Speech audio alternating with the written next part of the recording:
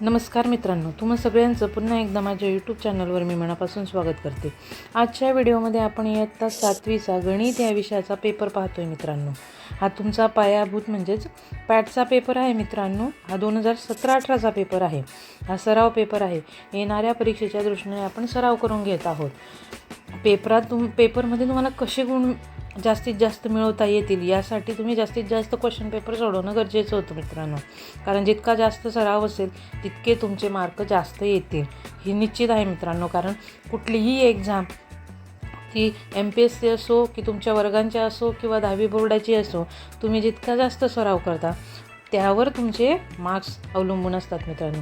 जे विद्यार्थी जास्तीत जास्त सराव करतात त्यांना जास्तीत जास्त गुण हमखास मिळतात. म्हणून आपण येणाऱ्या परीक्षेच्या दृष्टीने हा सराव पेपर सोडून घेत आहोत. चला तर मग वेळ न वाया घालवता आपण डायरेक्ट व्हिडिओला सुरुवात करूया. बघा, पहिला प्रश्न म्हणजे तोंडी चाचणीची उत्तरं आहेत. तुम्हाला तोंडी काही प्रश्न विचारले जातील, त्या आधारावर तुम्हाला ती उत्तरं द्यायची आहेत. बघा, आपण लेखी पेपर पाहतोय. बघा, पहिला प्रश्न आहे संख्या अक्षरात लिहा. काय संख्या आहे? 56,789. याप्रमाणे तुम्ही ते अक्षरात लिहायचे. संख्या अंकात लिहा. 49,507. या पद्धतीने तुम्ही ते लिहायचे. 49,507. बेरीज कर. बघा, 7,292 अधिक 2,204. पहा, 2 अधिक 4 झाले 6, 9 अधिक 0 झाले 9, 2 अधिक 2 झाले 4 आणि 7 अधिक 2 झाले 9. या पद्धतीने तुम्ही हे सोडवायचे. तसंच हा प्रश्नसुद्धा सोडवायचा आहे बेरजेचा. आणि वजाबाकी करा. बघा, 3,242मधून 224 रुपये तुम्हाला वजा करायचे. तर ही हातच्याच होईल. बघा, इकडनं हातच्या घेतला कारण 2तनं 4 जाणार नाही. इकडनं हातच्या घेतला 12 झाले, 12तनं 4 गेले, 8 उरले. 3ने 1 हातच्या इकडं दिला म्हणून इकडे, 4ने 1 हातच्या इकडं दिला म्हणून उरले 3. 3तनं 2 गेले, उरला 1. 2तनं 2 गेले 0. 3 जसंच तसा हे आपलं उत्तर असेल. त्याच पद्धतीने तुम्हाला 258 गुणिले 15 याचं उत्तर येईल 3,870. हे सोपे गणित आहेत मित्रांनो. आपण पुढे जे मोठी गणित आहेत त्याचा अभ्यास करणार आहोत. तसंच 11ला 6,237ने भाग द्यायचे. मी सोडून दिले, तुम्ही अभ्यासून घ्यायचे. आता आपण हे लेखी प्रश्न पाहतोय. बघा, काय आहे? एका गावातील ग्रामपंचायतीच्या निवडणुकीत 4,572 पुरुषांनी व 5,002 स्त्रियांनी मतदान केले, तर गावात एकूण किती मतदान झाले? एकूण म्हटल्यावर काय येईल मित्रांनो? बेरीज. बघा, 4,572 पुरुष आणि 5,002 स्त्रिया यांची बेरीज केली. उत्तर आलं 9,574 एकूण मतदान त्या गावात झालेलं आहे. बघा, प्रश्न आहे कवायतीसाठी एका ओळीत 15 विद्यार्थी, याप्रमाणे 18 ओळी झाल्या तर कवायतीसाठी एकूण किती विद्यार्थी आहेत? तर बघा, एका ओळीत विद्यार्थी किती आहेत? 15. मग अशा 18 ओळींमध्ये किती विद्यार्थी असतील? तर 18 गुणिले 15. त्यांचा गुणाकार आला मित्रांनो 270 विद्यार्थी तिथे एकूण कवायतीसाठी उपस्थित असतील. बघा, पुढचा प्रश्न आहे रिकाम्या जागा भरा. तर बघा, 42,702 हे उत्तर याला विस्तारित रूप आहे. तर बघा, 42,000 अधिक 700 आणि अधिक 2 इथं लिहायचं, म्हणजेच उत्तर काय येईल? 42,702. गुणाकार करा. -65 गुणिले -7. बघा, कंसाच्या बाहेर येताना चिन्ह बदलतात. ऋण धन झाले. 65 गुणिले 7 उत्तर आलं 455. पुढे बघतोय मित्रांनो. बघा, अतिसंक्षिप्त रूप द्या. 38 भागिला कंसात -152. तर बघा, कसं आता हा भागाकार आहे, भागाकार लिहून घेतला. बघा, 38/152. तर बघा, 38ने भाग द्यायचा. 38 1 38, 38 चोक 154 होता आणि हे ऋण जसं तसं म्हणून 1/4 हे काय असेल? आपलं उत्तर असेल. बघा, रिकाम्या जागी योग्य संख्या लिहा. इथं रिकाम्या जागा म्हणजे 302ला असं कितीने गुणल्यावर उत्तर येईल? तर लक्षात ठेवा, कोणत्याही संख्येला त्याच्या गुणाकार व्यस्त संख्येने गुणल्यास उत्तर येते. गुणाकार व्यस्त म्हणजे काय? जर सपोज 4/3 असेल तर त्याचा गुणाकार व्यस्त काय होईल मित्रांनो? 3/4. म्हणजे अंश छेदात आणि छेद अंशात या पद्धतीने गुणाकार व्यस्त करायचा असतो. आता बघा, खालील पदावली सत्य होण्यासाठी योग्य त्या ठिकाणी कंस काढा. तर बघा, आपण इथे कंस दिला आहे मित्रांनो. बघा इथे. तर बघा, अगोदर आपण पदावली सोडवताना नेहमी कंस सोडत असतो. बघा, 10 गुणिले हा कंस सोडून घ्यायचा. बघा, 4 अधिक 3 किती झाले? 7. मग बघा, 10 गुणिले 7 वजा 2. आता गुणाकार अगोदर करणार. बघा, 70 वजा 2 उत्तर काय येईल मित्रांनो? 68. आता बघा, दिलेल्या माहितीवरून समीकरण तयार करा. एका संख्येच्या तिपटीमधून 3 वजा केले असता 33 ही संख्या मिळते. मग समजा ती संख्या आपण काय मानली? x. मग त्या संख्येच्या तिप्पट काय येईल? 3x वजा 3 बरोबर काय येईल? 33. आता बघा ही संख्या 10च्या घातांकाचा उपयोग करून लिहा. बघा 44 गुणिला जेवढे शून्य असतील तेवढे 10च्या वरती घात द्यायचा असतो. बघा 1 2 3 4 5 6 7 8 घातांकात लिहिला आहे आपण. आता किंमत काढा. 4चा चौथा घात गुणिला 4चा ऋण 4 घात. तर बघा गुणाकार असेल, पाया समान असेल तर घातांकांची काय होत असते, बेरीज होत असते. बघा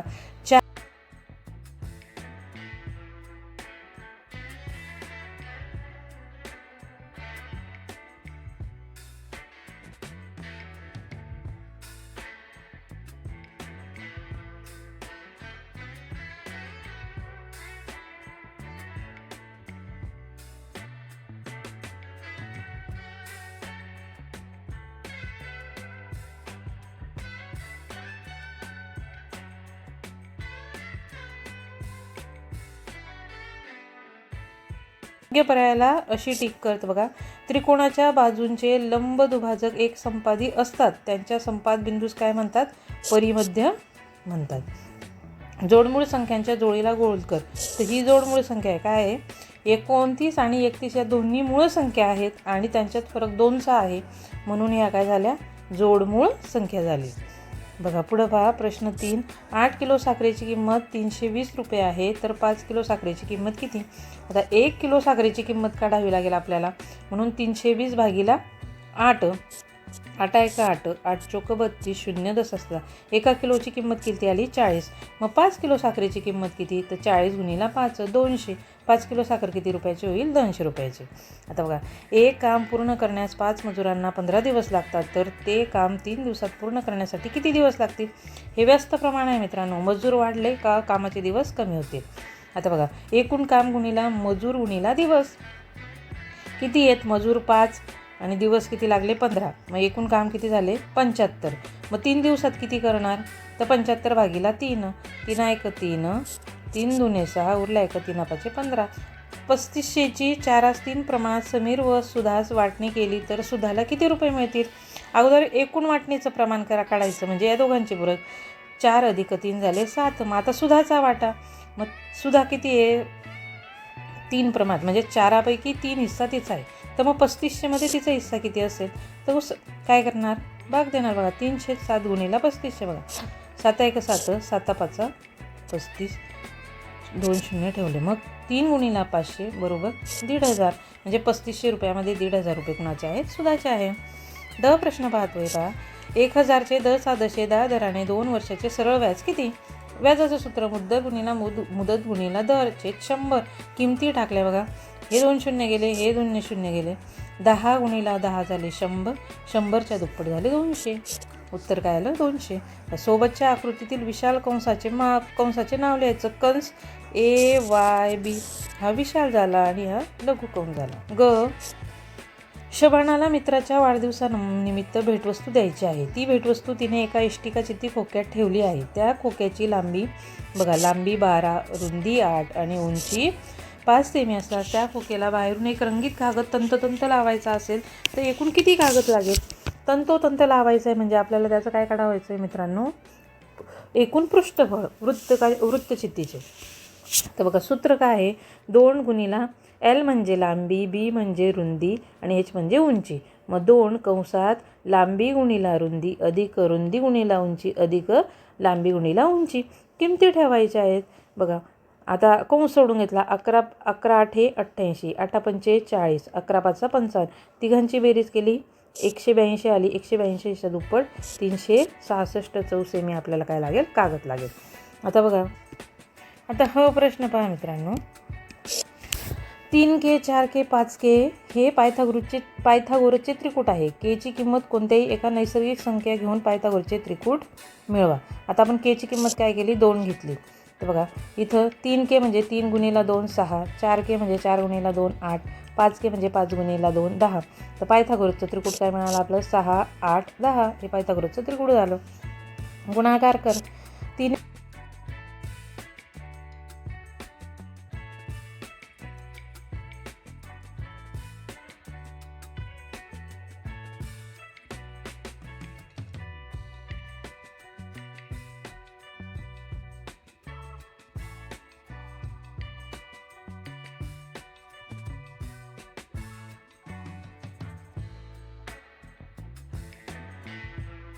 वळूया पुढच्या प्रश्नाकडे. बघा, भिंतीवरील शोपीसमधील घुंगराच्या दोऱ्यांची लांबी 35 सेमी, 37 सेमी, 39 सेमी म्हणजे अशा 7 दोरीची लांबी दिली. तर घुंगराच्या दोऱ्यांची सरासरी लांबी किती असेल? सरासरी काढण्यासाठी हे सूत्र आहे मित्रांनो, सर्व लांबीची बेरीज भागीला दोऱ्यांची संख्या, म्हणजे किती भाग करणार आहोत. याची सगळ्यांची बेरीज केली, भागीला 7, ती आली 266 भागीला 7. 7 भाग दिला मित्रांनो. बघा, 7 1 7, 7 2 14, 7 त्रिक 21, 7 चौक 28 मोठे होतील. 7 त्रिक 21, उरले 5, 6 ठेवले, झाले 56 आणि 7 × 8 = 56. उत्तर आलं 38. वळूया पुढच्या प्रश्नाकडे. बघा, प्रश्न 4 व 5 प्रत्येक उपप्रश्नात 2 गुण आहेत. तर सानिया व अथर्व यांनी अनुक्रमे 35,000 व 28,000 रुपये भांडवल घालून व्यवसाय चालू केला. वर्षाखेरीस त्यांना 18,000 रुपये नफा झाला. तो काढून न घेता पुढील वर्षाच्या भांडवलात मिळवला. तर पुढील वर्षासाठी त्यांच्या भांडवलाचे गुणोत्तर काढा. बघा, सुरुवातीला आपण काय करणार आहोत, भांडवलाचे गुणोत्तर काढणार आहे. भांडवल किती येते? सानियाचं आहे 35,000 आणि अथर्वचं आहे 28,000. आता बघा, 35,000 छेद 28,000, 0 गेला 0 गेला 0 गेला 0 गेला 0 गेला 0 गेला, काय उरलं 35 छेद 28. आता दोघं संक्षिप्त रूप द्यायचं. मग बघा, 7 5 35 आणि 7 चौक 28. प्रमाण किती आलं? 5/4. आता बघा, दुसऱ्या टप्प्यात आपण नफ्याचा वाटा काढून घेतोय. एकूण नफा बरोबर किती होता? तो होता 18,000 रुपये. मग सानियाचा नफा किती झाला? तर 5/9 गुणिला 1800. उत्तर किती आलं? 10,000. तुम्ही म्हणाल इथं 9 कुठून? त्यांचं प्रमाण किती आलं? 5/4 आलं होतं, बरोबर. मग यांचं एकूण घेतलं आहे 9, त्याच्यात सानियाचा वाटा किती आहे? 5 आणि 18. आपण हे नफ्याचा वाटा काढतो मित्रांनो 18,000मध्ये. तर किती आले ते? 10,000. तसंच याचं पण अथर्वाचा नफा काढायचा 4/9 गुणिला 18,000. बघा, 9 1 9, 9 दुने 18 आणि हे 3 शून्य ठेवले जसेच तसे, 4 दुने 8. उत्तर काय आलं? 8,000. हा त्याचा नफ्याचा वाटा झाला. आता बघा, पुढील वर्षाचे भांडवल. सानियाचं अगोदर होतं 35,000, नंतर तिला नफ्यामध्ये किती? 10,000 रुपये झाला फायदा. तर तिचं भांडवल किती झालं? 45,000. अथर्वाचे किती होते? 28,000. त्याचा नफ्याचा वाटा आला 8,000. दोघांचं भांडवल, त्याचं भांडवल किती झालं? 36,000. मग पुढील वर्षासाठी भांडवलाचे गुणोत्तर काय येईल? 45,000 छेद 36,000. हे 3 शून्य गेले, हे 3 शून्य गेले, 45 छेद 36. तर बघा, 9 5 45 आणि 9 चौक 36. उत्तर किती आलं? 5/4. वळूया पुढच्या प्रश्नाकडे. बघा मित्रांनो, ब प्रश्न आहे. काय सांगतो ब प्रश्न? बघा, एका रकमेचे 10.1/2 दराने 4 वर्षाचे सरळ व्याज 1,050 रुपये होते. तर रास किती? व्याज 1,050. अगोदर व्याज काढू, म्हणजे मुद्दल काढू अगोदर. बघा, व्याजाचं सूत्र मुद्दल गुणिला दर गुणिला मुदत छेद 100. आता बघा, आपल्याला व्याज काढायचं आहे, बरोबर. आपल्याला मुद्दल काढायचं आहे. मग मुद्दल बरोबर व्याज गुणिला, हे इकडं जाताना अंशातनं छेदात जातील. मग व्याज गुणिला 100 छेद दर गुणिला मुदत. किमती टाकायच्या आहेत. आता हे काय करायचं आहे? तुम्ही सोडून घ्यायचं आहे. तर बघा, 1,050 गुणिला 100 ते किती झाले मित्रांनो? 1,05,000 आणि 4 गुणिला 10.5 याचं उत्तर येतं 42. तर बघा, मग नंतर 42ने याला भाग द्यायचा आहे. तर ते किती येईल? 2,500. तर बघा, रास म्हणजे काय? मुद्दल अधिक व्याज. मुद्दल किती आली तुमची? 2,500. व्याज किती होतं? 1,050. दोघांची बेरीज केली 3,500 रुपये. हे काय झाली? रासची रक्कम झाली. आपण अगोदर मुद्दल माहीत नव्हते, आपण मुद्दल काढली आणि मुद्दल काढल्यानंतर आपण रास काढली. वळूया पुढच्या प्रश्नाकडे. बघा, अवयव पाड. तर आता हे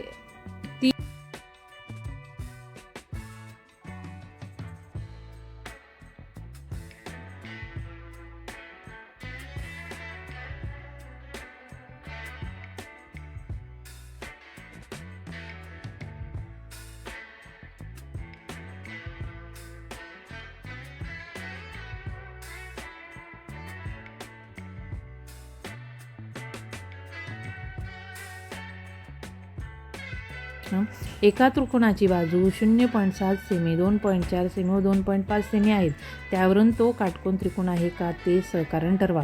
तर बघा, पायथागोरसच्या प्रमेयानुसार जर सर्वात मोठ्या बाजूचा वर्ग इतर दोन बाजूंच्या वर्गांच्या बेरजे इतका येत असेल तर ते काय असतं, तो काटकोन त्रिकोण असतो मित्रांनो. याच्यात सगळ्यात मोठी बाजू कोणती आहे, 2.5. याचा वर्ग करायचा आणि त्याचा वर्ग जर 0.7 आणि 2.4 यांच्या वर्गा इतका येत असेल तर तो काय असेल, काटकोन त्रिकोण असणार आहे. ई प्रश्न पाहतोय आपण. 17 मी लांबीची एक सीडी जमिनीपासून 8 मीटर उंचीवरील खिडकीपाशी पोहोचते. आता बघा, 17 मी लांबीची ही सीडी आहे, इथं खिडकी आहे मित्रांनो, तर ती जमिनीपासून किती 8 मीटर उंचीवर आहे. खिडकीपाशी पोहते तर भिंतीचा पाया व शिडीचे खालचे टोक, पण ते भिंतीचा हा पाया आणि शिडीचं हे खालचं टोक याच्यातलं आपल्याला काय काढायचं आहे, अंतर. आता हा इथे काटकोन त्रिकोण तयार होतो मित्रांनो. मग पायथागोरसच्या प्रमेयानुसार आपण कर्ण वर्ग बरोबर पाया वर्ग अधिक उंची वर्ग. मग आता बघा, ही झाली त्याची उंची, हा झाला पाया आणि हा झाला कर्ण. तर बघा, आपल्याला पाया काढायचा आहे म्हणून 8चा वर्ग अधिक, आपण इथं बी मानले, बी वर्ग बरोबर कर्ण वर्ग म्हणजे 17चा वर्ग. मग 8चा वर्ग 64 अधिक बी वर्ग बरोबर 17चा वर्ग 289. आपल्याला बी वर्ग काढायचा. बी वर्ग बरोबर 289 वजा 64, तर बी वर्ग बरोबर 225. बी बरोबर वर्गमूळ, याचं वर्गमूळ 225चं वर्गमूळ काढतोय, तर बी बरोबर 15 हे त्याचं काय येईल उत्तर.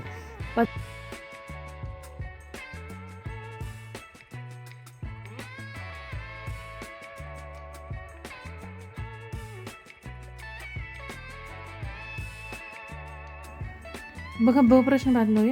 पुढील वारंवारता सारणी पूर्ण करा. बघा, टाळ्याच्या खुणा करायच्या आहेत तुम्हाला. इथं 8 आहेत तर या पद्धतीने करायचे आहेत. हे किती आहेत तर 3, या इथे 13 या पद्धतीने करून घ्यायचे आहेत. पुढचा प्रश्न पहा. एका वर्तुळाकार मैदानाची त्रिज्या 3.5 मीटर आहे. त्यावर मैदानाच्या परिघावर 11 मुली समान अंतरावर उभ्या करायच्या असतात. 2 मुलींमध्ये किती अंतर ठेवावे. त्रिज्या किती आहे 3.5, मुलींची संख्या किती आहे 11. आपल्याला उभ्या करायच्यात म्हणजे परिघावर. मग अगोदर परिघ काढून घ्यावं लागेल. परिघाचं सूत्र 2 पायार वर्ग, किमती ठेवायच्या 2 गुणिला 22/5 गुणिला 3.5, 2 गुणिला 22/7 गुणिला बघा 3.5. आपण या पद्धतीने लिहिलं आहे 7/2, म्हणजे 7चे निम्मे पण काय होतात मित्रांनो 3.5 होतात. हे आपल्याला कॅल्क्युलेशन करण्यासाठी सोपं जावं म्हणून या पद्धतीने लिहून घ्यायचं. बघा, 7 गेला बे एक बे 11 दुणे 22, तर किती आलं 22 आला परिघ. तर मुलींना किती आहेत 11, मग 22/11 भागाकार करून घ्यायचा आहे, उत्तर आलं 2. बघा, एका चौरसाच्या बाजूची तिप्पट केली तर त्याचे क्षेत्रफळ मूळ क्षेत्रफळाच्या किती पट होईल. मग समजा मूळ क्षेत्रफळाची बाजू आपण x मानू तर त्याचे क्षेत्रफळ असते x वर्ग. तर बाजू तिप्पट केल्यास 3x केली तर नवीन क्षेत्रफळ किती येईल मित्रांनो, ते येईल 3x वर्ग म्हणजे 9x वर्ग. म्हणजे चौरसाची बाजू तिप्पट केल्यास त्याचे क्षेत्रफळ मूळ क्षेत्रफळाच्या 9 पट होईल. आता हे पासबुकचं तुम्हाला विवरण दिलेलं आहे मित्रांनो, त्या पद्धतीने अगदी पाहून उत्तरं द्यायची आहेत. बघा, इथे 7,000 येईल, इथे 1,500 काढले, बाकी शिल्लक राहिली 7,000, इथे 3,000 रुपये जमा केले. अगदी सोपा प्रश्न आहे. चला तर मित्रांनो, आजच्या व्हिडिओमध्ये तेच थांबूया. व्हिडिओ आवडल्यास लाईक शेअर कमेंट करायला विसरू नका. चॅनलवर पहिल्यांदा आला असाल तर चॅनल नक्की सबस्क्राईब करा. माझ्या चॅनलवरती असेच नवनवीन व्हिडिओ मी तुमच्यासाठी घेऊन येत राहील. येणाऱ्या परीक्षेसाठी तुम्हाला खूप साऱ्या शुभेच्छा.